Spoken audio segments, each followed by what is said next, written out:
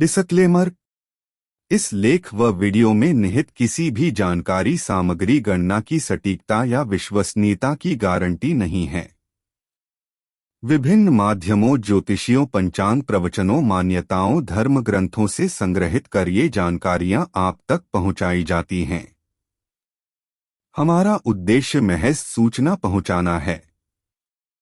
इसके उपयोगकर्ता इसे महज सूचना समझकर ही लें। इसके अतिरिक्त इसके किसी भी उपयोग की जिम्मेदारी स्वयं उपयोगकर्ता की ही रहेगी। धन्यवाद। केदारनाथ को क्यों कहते हैं जागृत महादेव? 2 मिनट की ये कहानी रोंगटे खड़े कर देगी। एक बार एक शिवभक्त अपने गांव से केदारनाथ धाम की यात्रा पर निकला। पहले यातायात की सुविधाएं तो थी नहीं, वह पैदल ही निकल पड़ा। रास्ते में जो भी मिलता केदारनाथ का मार्ग पूछ लेता। मन में भगवान शिव का ध्यान करता रहता।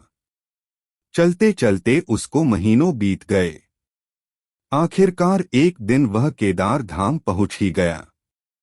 केदारनाथ में मंदिर के द्वार 6 महीने खुलते हैं और 6 महीने बंद रहते हैं। वह उस समय पर पहुंचा जब मंदिर के द्वार बंद हो रहे थे। पंडित जी को उसने बताया वह बहुत दूर से महीनों की यात्रा करके आया है। पंडित जी से प्रार्थना की, कृपा करके दरवाजे खोलकर प्रभु के दर्शन करवा दीजिए। लेकिन वहां का तो नियम है, एक बार बंद तो बंद। नियम तो नियम होता है। वह बहुत रोया। बार बार भगवान शिव को याद किया कि प्रभु बस एक बार दर्शन करा दो। वह प्रार्थना कर रहा था सभी से, लेकिन किसी ने भी नहीं सुनी। पंडित जी बोले, अब यहाँ 6 महीने बाद आना। 6 महीने बाद यहाँ के दरवाजे खुलेंगे। यहाँ 6 महीने बर्फ और ठंड पड़ती है। और सभी जन वहां से चले गए। वह वहीं पर रोता रहा। रोते रोते रात होने लगी, चारों तरफ अंधेरा हो गया। लेकिन उसे विश्वास था अपने शिव पर कि वो जरूर कृपा करेंगे। उसे बहुत भूख और प्यास भी लग रही थी। उसने किसी की आने की आहट सुनी। देखा एक सन्यासी बाबा उसकी ओर आ रहा है। वह सन्यासी बाबा उसके पास आया और पास में बैठ गया। पूछा, बेटा कहाँ से आए हो? उसने सारा हाल सुना दिया और बोला, मेरा आना यहाँ पर व्यर्थ हो गया बाबा जी। बाबा जी ने उसे समझाया और खाना भी दिया। और फिर बहुत देर तक बाबा उससे बातें करते रहे। बाबा जी को उस पर दया आ गई। वह बोले, बेटा मुझे लगता है सुबह मंदिर जरूर खुलेगा। तुम दर्शन जरूर करोगे। बातों बातों में इस भक्त को ना जाने कब नींद आ गई। सूर्य के मध्यम प्रकाश के साथ भक्त की आंख खुली। उसने इधर उधर बाबा को देखा, किंतु वह कहीं नहीं थे।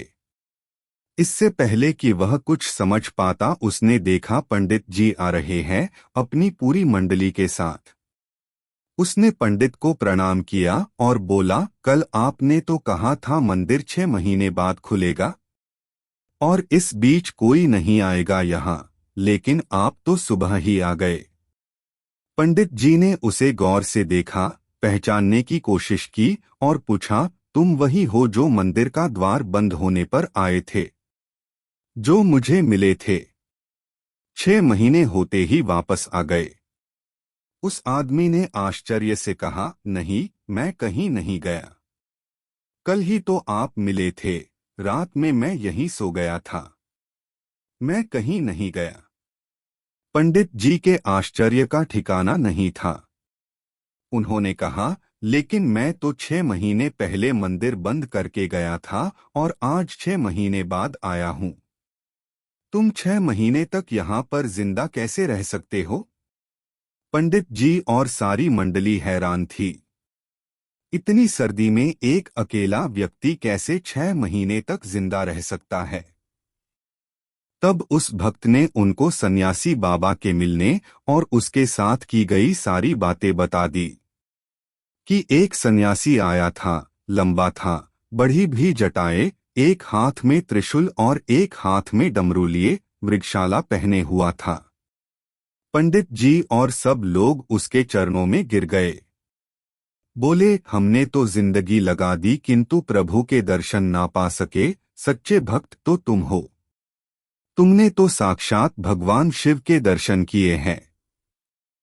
उन्होंने ही अपनी योगमाया से तुम्हारे 6 महीने को एक रात में परिवर्तित कर दिया, कालखंड को छोटा कर दिया। यह सब तुम्हारे पवित्र मन, तुम्हारी श्रद्धा और विश्वास के कारण ही हुआ है। आपकी भक्ति को प्रणाम। जय श्री महाकाल।